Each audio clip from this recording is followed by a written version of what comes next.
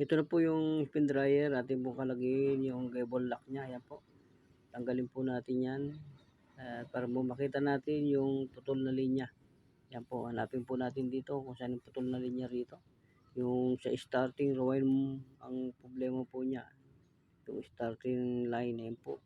Ito na po natin yung isang putol. Yan po, ito po isang putol.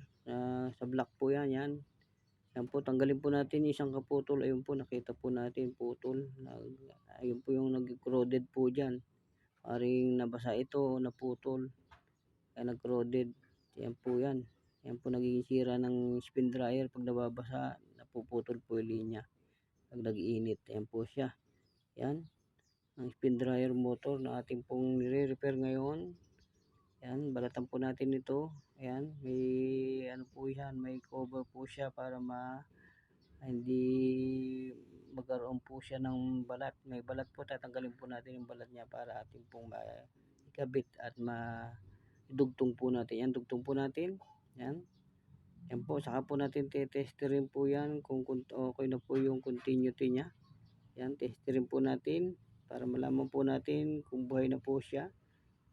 Yan, okay na po. Yan. Yan, okay na rin po siya. Yan. Yan.